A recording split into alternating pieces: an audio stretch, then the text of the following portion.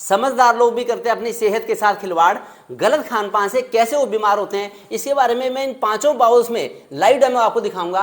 क्या क्या रिसर्च हुई है, हमारे डाइजेस्टिव जूस की एक एक बूंद कितनी कीमती होती है और कैसे वेस्ट होती है हमारे डाइजेस्टिव जूस की बूंदें। ये डाइजेस्टिव जूस है, ये कैसे बूंद वेस्ट होती है, मैं एक ही चीज़ आपको बताऊंगा, ये बड़ा कीमती है। देखिए मैं लाइव डेमो आपको दिखा रहा हूँ। ये मैंने डाल दिया इसमें पिज़्ज़ा, ये मैंने डाल दिया इसमें बर्गर, ये डाल दिया मोमोज, ये इसमें डाल दिया पराठा, और ये डाल दी इसमें रोटी।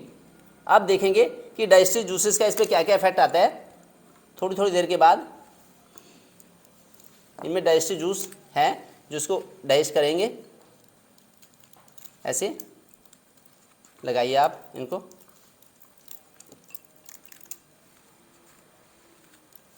ऐसे। अब देखिए लोग कहते हैं कि वो तो बड़ा समझदार था, उसे हार्ट अटैक हो गया, वो तो बड़ा समझदार था, उसे कैंसर हो गया, वो तो बड़ा समझदार था, उसे हार्ट डिसीज हो गई, या डायबिटीज़ बता दी लोगों ने, या उसको ये बीमारी हो गई। देखिए जो हमारी थायराइड है इसको बड़ी मशक्क़त करनी पड़ती है हार्मोन्स एंजाइम बनाने में। जो हमारा पैनक्रियाज है इसको बड़ी मशक्क़त करनी पड़ती है भोजन को पचाने में, जितने हार्मोन्स एंजाइम्स बनते हैं। तो बीमारियां क्यों होती हैं, इसके लिए 90% एलोपैथी कहती है कि इसके लिए 20% हमारा खान पान जिम्मेदार है, और आयुर्वेद कहता है प्रज्ञापराधो सर्वव्याधि मूलम, लगभग 80% से भी ज़्यादा बीमारियां हमारे गलत खान पान के से होती हैं, ऐसा आयुर्वेद कहता है। क्या क्या रिसर्च हुई है इसके बारे में, मैं एक ही चीज़ आपको बताऊंगा।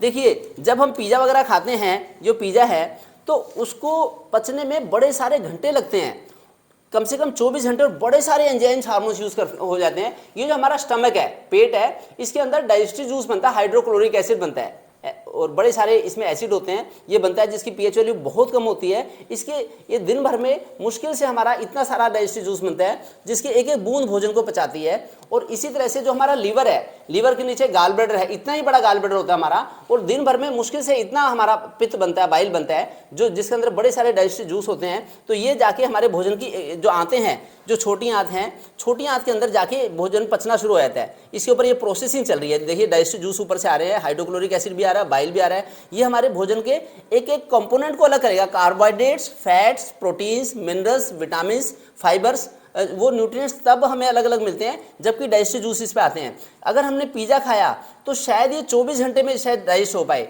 हमने अगर मोमोज खाया तो हो सकता है 12-15 घंटे में डाइजेस्ट हो पाए। बर्गर, मोमोज खाया, मोमोज भी शायद 7-8 घंटे में हो। पराठा खाएंगे हम, शायद 5 घंटे से ज़्यादा का टाइम लेगा। और जो हम ये खाएंगे, रोटी खाएंगे, रोटी शायद आधे घंटे में हमारी पिघल के नीचे बैठ के चूरा चूरा बन के नीचे बैठ जाएगी।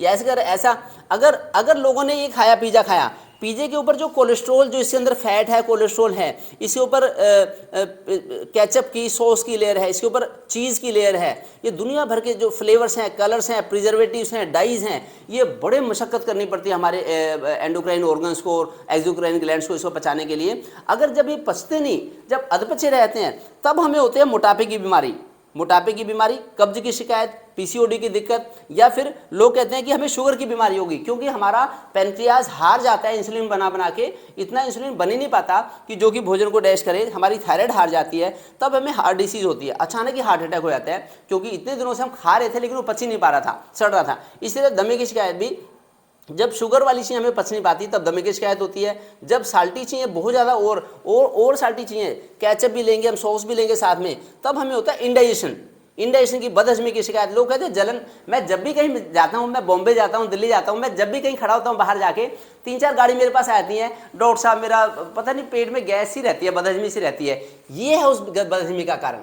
ये पिज़्ज़ा, बर्गर या जो भी भारी चीज़ें खाई हैं, हमने मेहनत नहीं करी लेकिन हमने भारी चीज़ खा ली।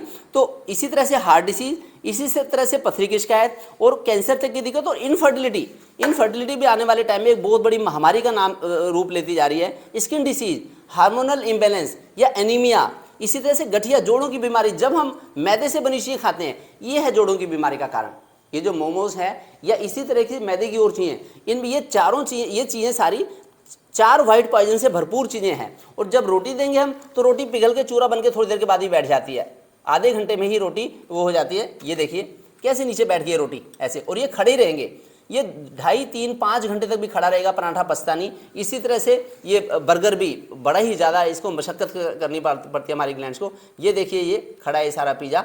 तो इस तरह से 24 घंटे के बाद भी पिज़्ज़ा खाने के बाद अगले दिन सुबह भी डकार आती रहती है लोगों को। मैंने आज पहली बार पिज़्ज़ा को हाथ लगाया है, ये पिज़्ज़ा को, लेकिन लोग खाते हैं और लोग कहते हैं कि लोग सोचते हैं हेल्दी है। जिनका 65 किलो वजन है, एक आम इंडियन की हाइट 5.5 फीट होती है, एक एवरेज 90% इंडियंस की हाइट 5.5 फीट है, और 5.5 फीट में 50-55 किलो काम से वेट से काम चल जाता है। जिनका 65 किलो वेट है वो भी अपने आप को हेल्दी सोचते हैं।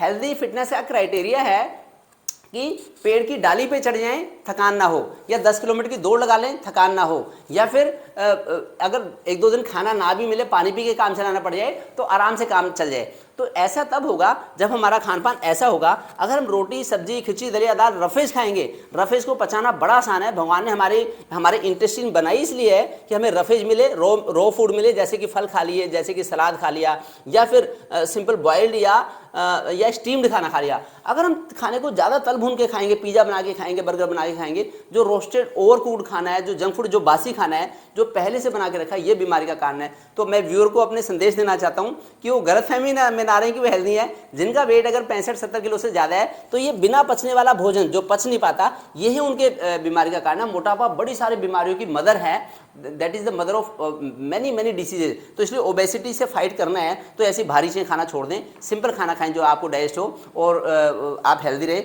मैं तो ऐसे लाइव सेशन करते रहता हूँ। आप इस मेरे भी चैनल को, यूट्यूब चैनल को सब्सक्राइब भी करें। इसमें बहुत सारी वीडियो है खान पान के बारे में, इस पर विजिट करें, सब्सक्राइब करें, जिससे कि आप हेल्दी रहें। मेरा सोल मोटो है कि हमें डॉक्टर के पास ना जाना पड़े, हम कभी बीमार ना हो। ये तभी पॉसिबल है जब आपके खान पान के ऊपर आपका अंकुश होगा, तभी आप सुबह रनिंग भी कर पाएंगे। जब लोग गलत खाते हैं और बाहर चल फिर नहीं पाते, जब गलत खाते पीते हैं, सुस्ती रहती है, तो उनमें दौड़ने की भी शक्ति नहीं होती है, सुबह उठा भी नहीं जाता।